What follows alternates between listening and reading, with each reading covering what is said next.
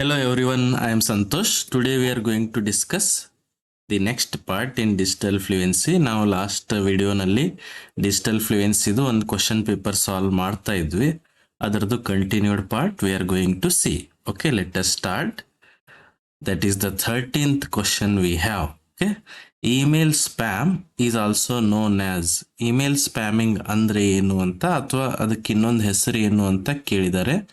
Email ಸ್ಪ್ಯಾಮಿಂಗ್ ಅಂದರೆ ನಿಮಗೆ advertisements ಏನು ಮೇಲ್ಸ್ ಬರ್ತಾ ಇರ್ತವೆ ಅದಕ್ಕೆ ನಾವೇನಂತೀವಿ ಸ್ಪ್ಯಾಮ್ ಇಮೇಲ್ಸ್ ಅಂತ ಕರಿತೀವಿ. ಅದಕ್ಕೆ ಇನ್ನೊಂದು ಹೆಸರು ಏನಂದರೆ ಜಂಕ್ ಮೇಲ್ ಅಂತ ನಾವು ಹೇಳ್ತೀವಿ. And the answer is junk mail. Okay, next question is what does CC means in email. ಇಮೇಲ್ನಲ್ಲಿ ನಾವು ಮೇಲ್ ಸೆಂಡ್ ಮಾಡುವಾಗ ಅಲ್ಲಿ CC ಮತ್ತು BCC ಅನ್ನೋ ಆಪ್ಷನ್ ಇರುತ್ತೆ.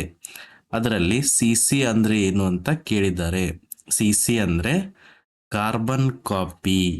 It is not carbon card, carbon computer ಅಲ್ಲ, ಅದೇನು ಕಾರ್ಬನ್ ಕಾಪಿ. ಕಾರ್ಬನ್ ಕಾಪಿ ಅಂದರೆ ನಾವು ಒಂದು ಮೇಲನ್ನು ಬೇರೆ ಎಷ್ಟು ಜನಕ್ಕೆ ಕಳಿಸಿದ್ರು ನಾವು ಯಾರ್ಯಾರಿಗೆ ಈ ಮೇಲನ್ನು ಕಳಿಸಿದೀವಿ ಅಂತ ಎಲ್ಲರಿಗೂ ಗೊತ್ತಾಗುತ್ತೆ. ಅದಕ್ಕೇನಂತಾರೆ carbon copy of the email ಅಂತ ಕರೀತಾರೆ. ಅದೇ BCC ಅಂತ ಕೇಳಿದರೆ ನೀವೇನು ಬರಿಬೇಕು, ಬ್ಲೈಂಡ್ ಕಾರ್ಬನ್ ಕಾಪಿ ಅಂತ ಬರಿಬೇಕು. ಓಕೆ,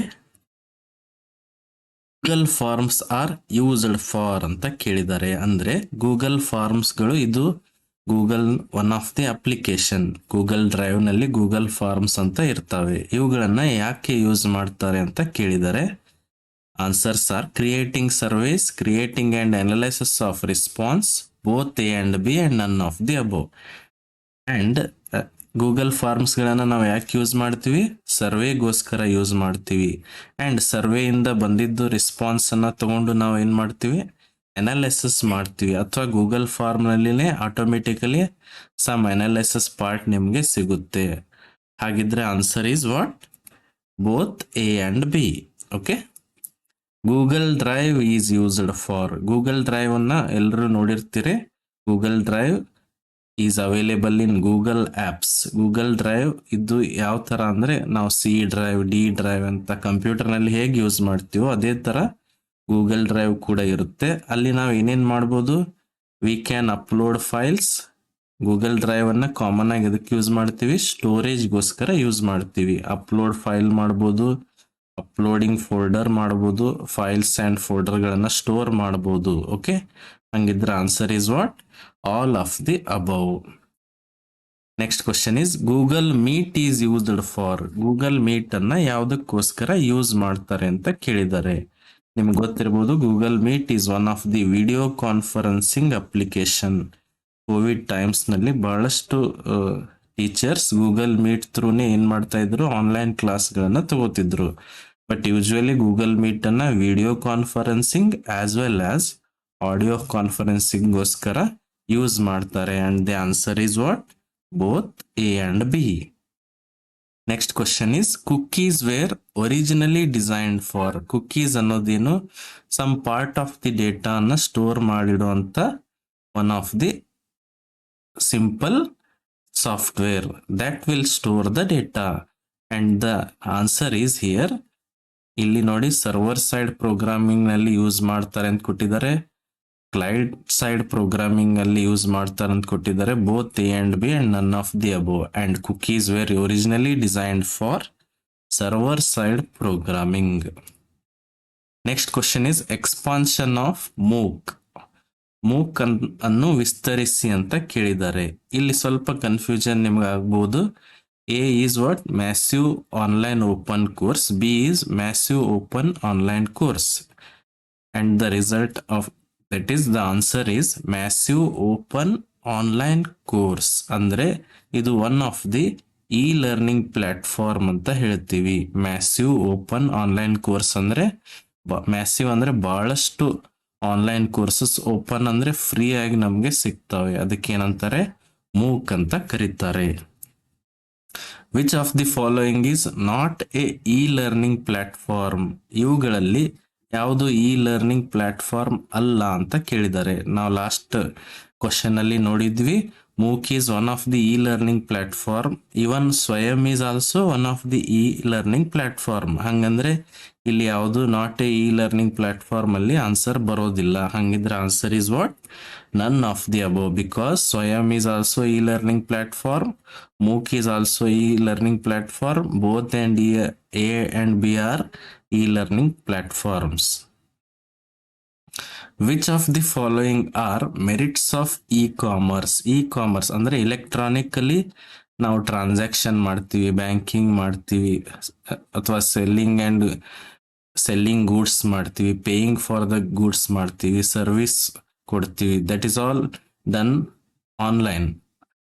ಹಾಗಿದ್ರೆ ವಿಚ್ ಆರ್ ದಿ ಮೆರಿಟ್ಸ್ ಅಂತ ಕೇಳಿದ್ದಾರೆ. Advantages of e-commerce. First one is fast process, 24 hours availability, reduced cost price, all of the above. Fast ಅಂತೂ ಪ್ರೊಸೆಸ್ ಆಗೇ ಆಗುತ್ತೆ, 24x7 ಸರ್ವಿಸ್ ನಿಮಗೆ ಸಿಗುತ್ತೆ, ಕಾಸ್ಟ್ ಪ್ರೈಸ್ ಕೂಡ ರೆಡ್ಯೂಸ್ ಆಗಿರುತ್ತೆ, and the result is all of the above.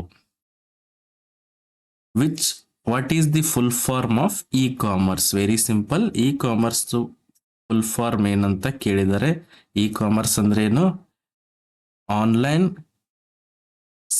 selling and or paying for the goods, selling the products ಅಂತ ನಾವು ಹೇಳ್ತೀವಿ. ದಟ್ ಆನ್ಲೈನ್ ಅಂದ್ರೆ ಏನು? ಎಲೆಕ್ಟ್ರಾನಿಕ್ ಫಾರ್ಮ್ ಅಲ್ಲಿ. ಹಾಗಿದ್ರೆ answer is electronic commerce. What is the full form of HTTP ಅಂತ ಕೇಳಿದ್ದಾರೆ, and the answers are hyper text protocol, hypertext transfer protocol, both A and B, none of the above. And the answer is hypertext transfer protocol. HTTP ಮತ್ತು HTTPS ಅಂತ ನಾವು already study ಮಾಡಿದ್ವಿ. HTTPS ಅಂದ್ರೆ hypertext transfer protocol secure ಅಂತ ಹೇಳ್ತಾರೆ. HTTP ಅಂದ್ರೆ hypertext transfer protocol. What is firewall ಅಂತ ಕೇಳಿದ್ದಾರೆ. ಫೈರ್ವಾಲ್ ಅಂದ್ರೆ ಏನು? ಫೈರ್ವಾಲ್ ಕ್ಯಾನ್ ಬಿ, ನೋಡಿ, ಸಿಸ್ಟಮ್ಗೆ ಸೆಕ್ಯೂರಿಟಿಗೋಸ್ಕರ ಇರುವಂತ, ಅದು ಸಾಫ್ಟ್ವೇರ್ ಇರ್ಬೋದು ಅಥವಾ ಹಾರ್ಡ್ವೇರ್ ಇರ್ಬೋದು, ಅದಕ್ಕೆ ನಾವು ಫೈರ್ವಾಲ್ ಅಂತ ಕರಿತೀವಿ. It avoids the bad traffic to the system. Okay, and the results are, it is network security device ಅಂತ ಕೊಟ್ಟಿದ್ದಾರೆ. It filters incoming and outgoing network traffic, both A and B, none of the above. And the answer is, ಇದು ಸೆಕ್ಯೂರಿಟಿಗೆ relate ಆಗಿರುವಂತಹ device ಇರ್ಬೋದು ಅಥವಾ software ಇರ್ಬೋದು. It is a network security device and it filters the incoming and outgoing network traffic. And the answer is both A and B. The last question is the function of hacker is ಅಂತ ಕೇಳಿದ್ದಾರೆ. Hacker ಅಂದ್ರೆ ಯಾರು? ಅವ್ರದ್ದು ಕೆಲಸ ಏನು ಅಂತ ಕೇಳಿದ್ದಾರೆ. ಅವ್ರು ಯಾರಂದ್ರೆ bad people who violate system with bad intentions. ಅಂದ್ರೆ ಅವರು ಬ್ಯಾಡ್ ಪೀಪಲ್ ಇರ್ತಾರೆ, ಅವರು ಬ್ಯಾಡ್ ಇಂಟೆನ್ಷನ್ಗೋಸ್ಕರ ಸಿಸ್ಟಮ್ ಅನ್ನ ಡಿಸ್ಟ್ರಾಯ್ ಮಾಡ್ತಾರೆ. ಅಥವಾ bad people who hack system for good purpose. ಅವರು ಬ್ಯಾಡ್ ಪೀಪಲ್ ಇದ್ರು ಗುಡ್ ಪರ್ಪಸ್ಗೋಸ್ಕರ ಸಿಸ್ಟಮ್ ಅನ್ನ ಹ್ಯಾಕ್ ಮಾಡ್ತಾರೆ ಅಂತ ಕೊಟ್ಟಿದ್ದಾರೆ. ಬೋತ್ ಎ ಅಂಡ್ ಬಿ ಅಂತ ಕೊಟ್ಟಿದ್ದಾರೆ, ನನ್ of the above. And the answer is none of the above, because hackers ಗಳಲ್ಲಿ ಗುಡ್ ಪೀಪಲ್ ಅಂತಾನು ಬರ್ತಾರೆ, ಬ್ಯಾಡ್ ಪೀಪಲ್ ಅಂತಾನು ಬರ್ತಾರೆ. ಆಮೇಲೆ ನಾವು ಬೋತ್ ಎ ಅಂಡ್ ಬಿ ಅಂತಾನು ಹೇಳಕ್ಕಾಗಲ್ಲ. ಅಂಡ್ ದ ರಿಸಲ್ಟ್ ಈಸ್, ಅವರು ಗುಡ್ ಪೀಪಲ್ ಕೂಡ ಇರ್ಬೋದು. ಅದಕ್ಕೋಸ್ಕರ ನಾವೇನ್ ಮಾಡ್ತೀವಿ, ಎರಡು ಬ್ಯಾಡ್ ಪೀಪಲ್ ಅಂತ ನಾವು ಹೇಳಕ್ ಆಗೋದಿಲ್ಲ. ಅದಕ್ಕೋಸ್ಕರ answer is none of the above ಅಂತ ಸೆಲೆಕ್ಟ್ ಮಾಡಿದ್ದೀವಿ. Okay, best of luck for your exams. Thank you.